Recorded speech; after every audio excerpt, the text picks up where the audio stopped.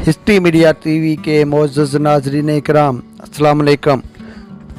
नाज़रीन, आपने सुना होगा कि 2023 में मुआहदा लौज़ान ख़त्म हो जाएगा और तुर्की पर लगाई गई 100 साला पाबंदियाँ ख़त्म हो जाएंगी, और ये भी मुमकिन है कि इन पाबंदियों के ख़ात्मा के बाद तुर्की दोबारा सल्तनत उस्मानिया को बहाल कर दे। आपको मालूम है कि मुआहदा लौज़ान दर हकीकत क्या मुआहदा था? क्या इस मुआहदा की रूह से तुर्की पर कोई पाबंदियाँ आयद की गई थी? मुआहदा लौज़ान किसने किससे किया और क्यों किया? क्या वजह थी कि इस तरह का मुआहदा करना पड़ा? नाज़रीन इकराम, मुआहदा लौज़ान 24 जुलाई 1923 को स्विट्ज़रलैंड के शहर लौज़ान में पहली जंग अज़ीम के इत्तेहादियों और तुर्की के दरमियान तय पाया। क्योंकि ये मुआहदा लौज़ान शहर में तय हुआ, इसलिए इस शहर की मुनासबत से इस मुआहदा को मुआहदा लौज़ान कहा जाता है। मुआहदा लौज़ान वो मुआहदा है जिसके तहत तुर्की को पहली दफ़ा आज़ाद रियासत के तौर पर तस्लीम किया गया। बुनियादी तौर पर यह मुआहदा तुर्की और फ्रांस के दरमियान हुआ, मगर इसके इत्तेहादी बरतानिया, पोलैंड और जापान वगैरह भी शामिल थे। मुआहदा लौज़ान फ्रांसीसी ज़बान में तहरीर किया गया।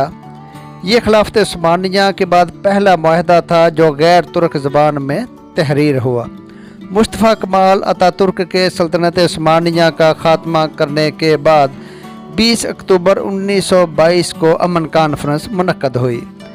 23 अप्रैल 1923 को दोबारा कॉन्फ्रेंस हुई और मुस्तफ़ा कमाल अतातुर्क की कोशिशों से 24 जुलाई 1923 को मुआहदा लौज़ान मुकम्मल हुआ।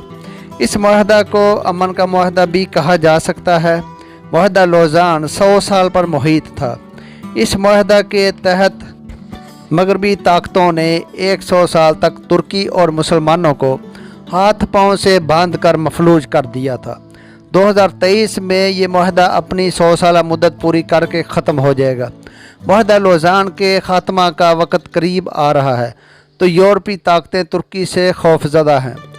तुर्क सदर रजब तैयब उर्दगान क्यों कहते हैं कि 2023 के बाद तुर्की तब्दील हो जाएगा? मुआहदा लौज़ान पहली जंग अज़ीम की फ़ातह कुव्वतों के माबैन तय पाया था। क्योंकि फ़ातह कुव्वतें तुर्की के बड़े हिस्से पर काबिज़ हो चुकी थी, बरतानिया ने इस मुआहदा लौज़ान में हतक अमेज़ शराइत शामिल करवाई थी। मुआहदा लौज़ान की चंद अहम शराइत ये थी। मुआहदा लौज़ान की रूह से सल्तनत उस्मानिया ख़त्म और सुल्तान को उनकी औलाद के साथ तुर्की से जलावतन कर दिया गया था। खिलाफत की तमाम जायदाद ज़ब्त कर ली गई, जिनमें सुल्तान की ज़ाती जायदाद और मलकियत भी शामिल थी। तुर्की को इस्लाम से दूर करके एक सेकुलर रियासत करार दिया गया। अरबी ज़बान पर पाबंदी आयद कर दी गई। तुर्की में अरबी ज़बान में आज़ान देने पर भी पाबंदी आयद कर दी गई थी। तुर्की के अपनी सरजमीन पर तेल गैस के हसूल के लिए ड्रिलिंग करने पर 100 साल तक पाबंदी आयद कर दी गई थी। तुर्की अपनी ज़रूरत का तमाम पेट्रोल दरामद करने का पाबंद करार पाया था। बास्फोरस आलमी समुंदर शुमार होगा और तुर्की यहाँ से टैक्स वगैरह वसूल ना कर सकेगा। हालांकि बास्फोरस आलमी तजारत में रीढ़ की हड्डी की हैसियत रखता है। हालांकि बास्फोरस की समुद्री खाड़ी बहरा अस्वद, बहरा मरमर और बहरा मुतवस्सत का लिंक है, और इसकी अहमियत का अंदाज़ा इस बात से लगाया जा सकता है कि आलमी तजारत में रीढ़ की हड्डी की हैसियत रखने वाली नहर स्वीज़ के अहम पल्ला इसको करार दिया जाता है। तुर्किया के सदर रजब तैयब उर्दगान एक से ज़ायद बार ये वाज़ह कर चुके हैं कि 2023 के बाद तुर्की वो तुर्की नहीं रहेगा जिसे यूरोप का मर्द बेमार कहा जाता था, बल्कि हम अपनी ज़मीन से पेट्रोल भी निकालेंगे और एक नई नहर भी खोदेंगे जो कि बहरा अस्वद और बहरा मरमर को बाहर मिलाकर मरबूत कर देगी।